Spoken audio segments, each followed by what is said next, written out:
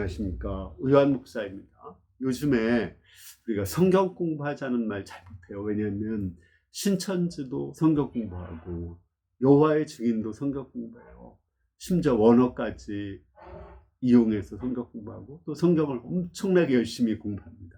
근데 그 공부를 통해서 심지어 목회자들까지도 이단에 빠지는 경우가 많습니다.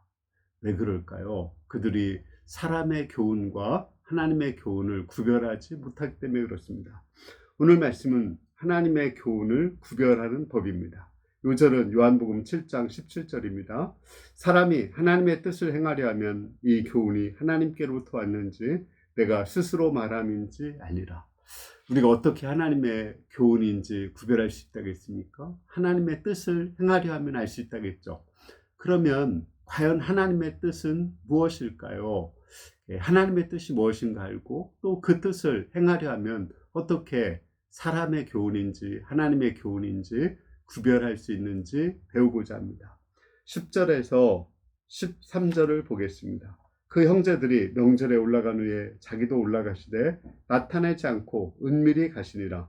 명절 중에 유대인들이 예수를 찾으면서 그가 어디 있느냐 하고 예수에 대하여 무리 중에서 수근거림이 많아 어떤 사람은 좋은 사람이라 하며 어떤 사람은 아니라 무리를 미혹한다 하나 그러나 유대인들을 두려움으로 드러나게 그에 대하여 말하는 자가 없더라.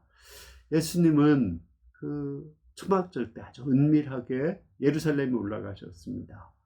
왜냐하면 아직 예수님이 죽으실 때가 아니었기 때문에 그래요. 그러나 한 7개월 후에 6월절 때는 아주 공개적으로 자신을 그리스도라고 선포하며 올라갔습니다. 왜냐하면 그때가 죽으실 때이기 때문에 그렇습니다. 예수님은 하나님을 기쁘시게 하는 때, 그때 죽고자 했어요.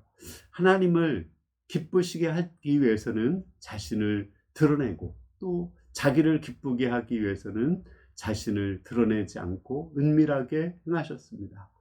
반면에 그 당시에 예수님을 그리스도로 믿는 많은 사람들이 있었지만 그들은 드러나게 말하지 못했어요. 왜냐하면 그리스도라고 말하면 출교당하기 때문에 그렇습니다. 그들은 자신들의 손해를 보지 않고자 예수님을 그리스도로 고백하지 못하고 은밀하게 말했습니다.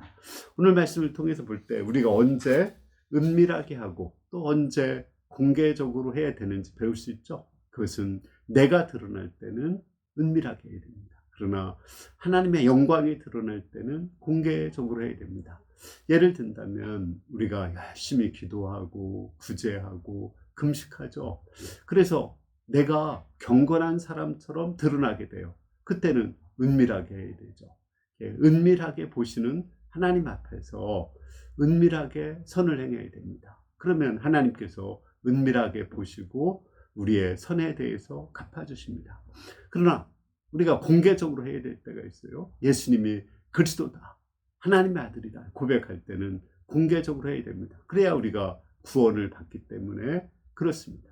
우리 죄를 드러내고 회개할 때도 하나님과 사람들 앞에서 공개적으로 회개를 해야 됩니다.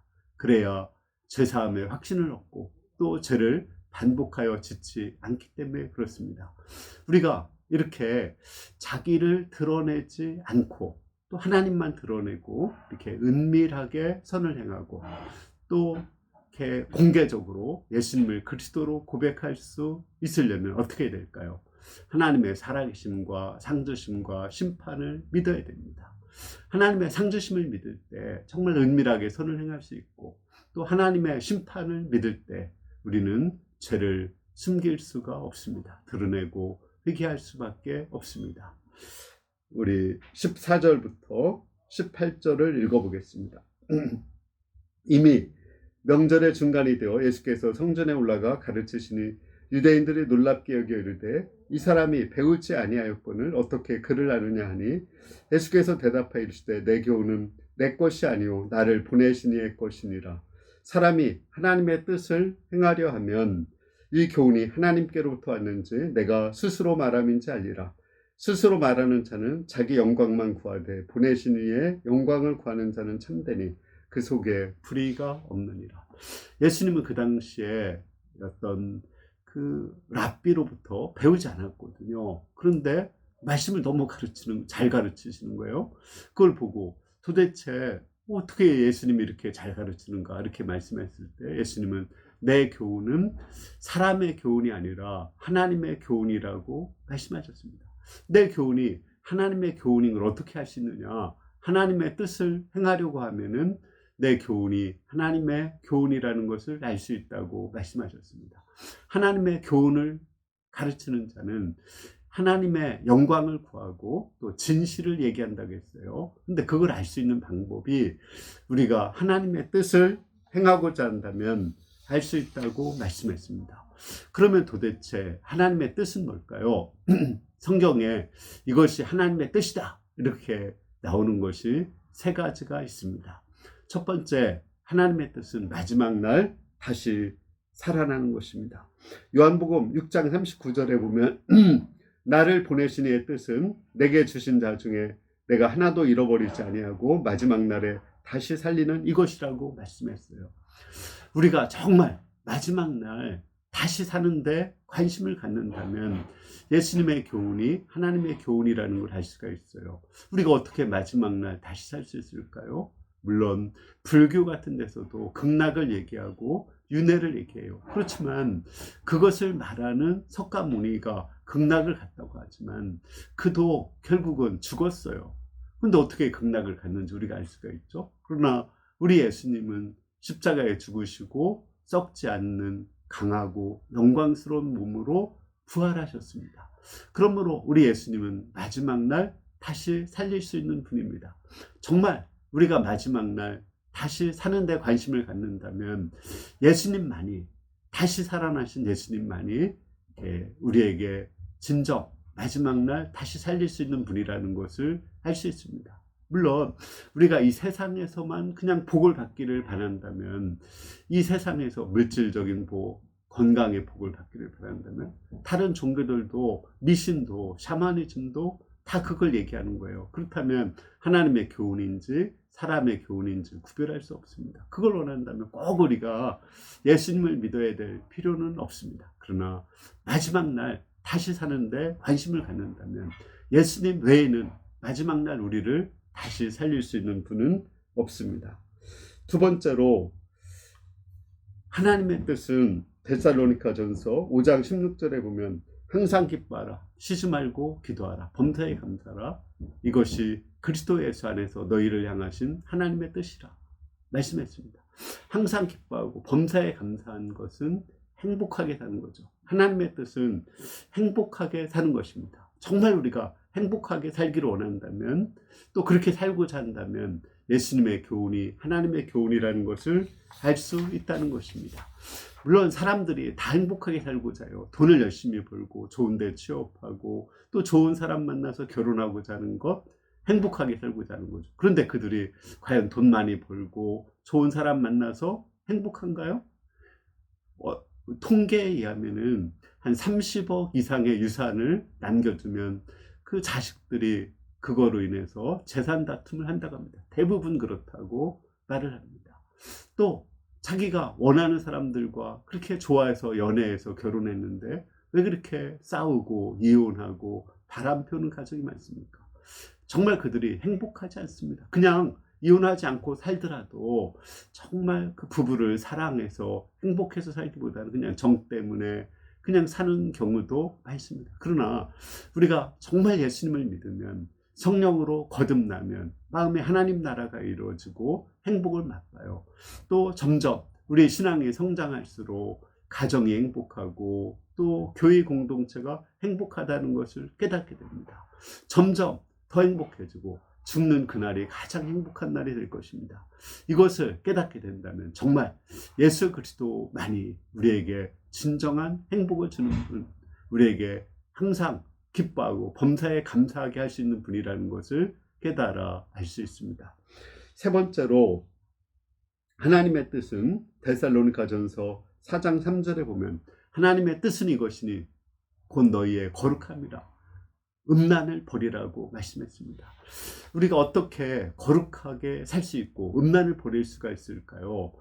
도덕과 윤리를 가르치지만 또 법으로 제재하지만 그렇게 못해요. 우리 본능이 너무나 강하기 때문에 그렇습니다. 우리 지난주도 한 전직 국회의원이 이렇게 음행의 죄를 짓고 자살해서 죽었습니다. 본인이 그 죄의 삭시 사망인 걸 모르고 그렇게 했을까요? 알면서도 그렇게 한 겁니다. 왜? 연약해서 그렇습니다. 우리는 거룩하게 살 수 있는 힘이 없어요. 그러나 우리가 예수님을 믿고 성령을 받으면 성령님의 도우심으로 우리는 거룩하게 살 수 있습니다. 죄가 무섭다는 것을 알고 하나님 나라를 믿고 심판을 믿을 때, 성령의 도우심을 받을 때 우리는 점점 거룩한 삶을 살 수 있고, 나만 행복한 것이 아니라 주위 사람들도 행복하게 살 수 있습니다. 이와 같이 우리가 하나님의 뜻을 행하려고 한다면 예수님의 교훈이 하나님의 교훈이라는 것을 알 수 있습니다. 우리 19절에서 24절을 보겠습니다. 모세가 너희에게 율법을 주지 아니하였느냐? 너희 중에 율법을 지키는 자가 없도다. 너희가 어찌하여 나를 죽이려고 하느냐? 무리가 대답하되 당신은 귀신 들렸도다. 누가 당신을 죽이려 하나이까? 예수께서 대답하여 이르시되 내가 한 가지 일을 행하매 너희가 다 이로 말미암아 이상히 여기는도다. 모세가 너희에게 할례를 행하였으니 그러나 할례는 모세에게서 난 것이 아니요 조상들에게서 난 것이라. 그러므로 너희가 안식일에도 사람에게 할례를 행하느니라. 모세의 율법을 범하지 아니하려고 사람이 안식일에도 할례를 받는 일이 있거든. 내가 안식일에 사람의 전신을 건전하게 하는 것이 너희에게 노여하게 하겠느냐? 외모로 판단하지 말고 공의로 판단하라 하시니라. 자, 우리 예수님께서 안식일날 38년 된 병자를 고쳤거든요. 그런데 이 바리새인들은 예수님이 안식일법을 어겼다고 예수님을 죽이고자 했습니다. 그런데 예수님께서는 너희가 정말 공의로 한번 판단해봐라. 안식일날 그 38년 된 병자를 고치는 것이 선한 것이냐 악한 것이냐, 이게 율법을 과연 어긴 것이냐 지킨 것이냐 판단하라고 합니다. 오히려 율법을 잘 지킨다고 한 바리새인들, 너희가 율법을 어겼다고 말씀하십니다. 왜 그럴까요? 여기서 중요한 것은 율법의 그 정신과 목적을 잘 알고 지켜야 되기 때문에 그렇습니다. 그들에게 한 가지 예를 들어서 말씀합니다. 너희들도 안식일 법을 어길 때가 있다는 거예요. 태어나서 8일째 할례를 하는데 그 할례를 하는 그날이 안식일에 걸리면 그들은 할례법을 안식일법보다 더 앞세웠습니다.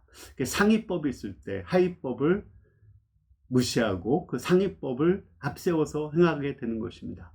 이와 같이 우리가 그 율법의 그 정신과 목적, 이게 최상위법이거든요. 이것을 안다면 그들이 정말 안식일을 지키는 것이 무엇인지를 알 수가 있습니다. 첫째, 안식일의 그 정신, 법의 정신은 뭘까요? 그것은 사랑입니다. 예수님도 그 10계명을 하나님 사랑과 이웃 사랑으로 요약했습니다. 또 사도 바울도 사랑은 10계명의 완성이다, 이렇게 말씀했습니다. 그들은 안식일날 소나 양이 웅덩이에 빠졌으면 건져냈어요. 그런데 예수님이 그 안식일날 38년 된 병자를 고친 걸 가지고 예수님을 죽이고자 했습니다. 왜 그렇습니까? 소나 양은 자기 거니까 사랑했어요. 그러나 38년 된 병자는 자기와 상관이 없으니까 사랑하지 않은 것입니다. 그들은 사랑이 없었어요. 정말 우리가 사랑을 할 때 그것이 진정 법을 지키는 것입니다. 그러므로 우리는 이것을 했느냐 안 했느냐 이걸 따지기 전에 정말 내 마음에 그 한 사람에 대한 사랑이 있는지 없는지를 살펴봐야 되는 것입니다. 두 번째, 최고의 법은 율법의 목적을 가지고 따져봐야 됩니다. 율법의 목적은 뭐죠? 생명을 살리는 거예요. 교통법규 왜 만들었습니까? 우리가 좀 더 자유롭게 하고 교통사고가 안 나고 또 편리하고 풍요로운 삶을 살도록 교통법규를 만드는 것입니다. 그와 같이 안식일법도 왜 만들었습니까? 우리가 정말 그 노동에서 자유를 얻고 탐욕과 염려에서 자유를 얻고 하나님과 교제하며 쉼을 얻도록 한 거거든요. 그것이 안식일법을 만든 목적이고, 정말 우리가 안식일 법을 위해서 만들어진 것이 아니라 안식일법이 사람을 위해서 만들어진 것입니다. 사람이 정말 행복하고 잘 살게 하는 거거든요. 할례도 왜 행하는 거예요? 그 할례를 행함으로 그 사람의 온전하게 해서 언약 백성을 만들려고 하는 거거든요. 근데 예수님은 38년 된 병자를 고쳐서 한 생명을 온전하게 했거든요. 근데 이 사람들은 안식일법을 어겼다고 예수님을 죽이고자 해요. 그럼 예수님을 죽이고자 하는 그것이, 사람을 죽이고자 하는 것이 안식일법을 지키는 건가요? 어기는 거죠. 정말 안식일법을 지킨다면 생명을 살리고 38년 된 병자도 살리고 또 예수님도 살리고 모두를 살리는 거, 그것이 안식일법을 지키는 거죠. 결론적으로 우리가 정말 법을 잘 지키려면 하위법보다는 상위법을 지켜야 돼요. 이번 대통령 탄핵이 이제 인용되었는데, 그것은 이렇게 그 대통령이 탄핵을 할 수 있다는 그 법보다도 헌법 정신에서 그것을 판단한 것입니다. 그와 같이 우리는 율법의 정신인 사랑과 율법의 목적인 생명을 살리는 것을 기초로 해서 내가 과연 한 생명을 사랑하고 있는지, 한 생명을 살리고 있는지, 그걸 가지고 판단을 해야지, 이걸 했느냐 안 했느냐 그것만 가지고 따지면 우리가 율법을 행하려고 하다가 오히려 율법을 어기게 된다는 것입니다. 그래야 때로는 율법을 어기는 것처럼 보여도 정말 율법을 잘 지키게 되는 거거든요. 결론적으로 사람들이 성경 공부를 열심히 하지만 왜 사람들이 이단에 빠지고 사람의 교훈에 빠질까요? 하나님의 뜻을 행하려고 하지 않기 때문에 그렇습니다. 하나님의 뜻을 행하려고 한다면 사람의 교훈인지 하나님의 교훈인지 알 수 있다겠죠. 하나님의 뜻은 뭐라겠어요? 첫 번째, 우리가 정말 행복하게 사는 거고 거룩하게 사는 것이고 마지막 날 다시 살리는 것입니다. 정말 우리를 행복하게 하시는 분은 예수님이고, 우리를 거룩하게 살도록 도와주시는 분도 예수님이고, 우리를 마지막 날 다시 살게 하시는 분도 바로 예수님이십니다. 우리가 예수님을 믿고 행복하고 거룩하게 살다가 마지막 날 모두가 다시 살아날 수 있기를 기도합니다. 제가 기도하겠습니다.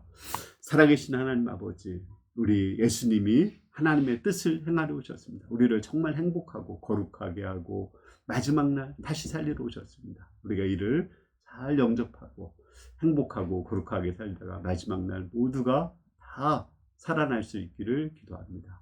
예수님의 이름으로 기도합니다. 아멘. 예, 우리가 정말 율법을 잘 행해서 이제 행복하게 살고 거룩하게 살다가 마지막 날 다 살 수 있기를 기도합니다. 이번 한 주간도 정말 우리가 율법을 잘 지키는 거룩한 사람이 될 수 있기를 기도합니다. 감사합니다.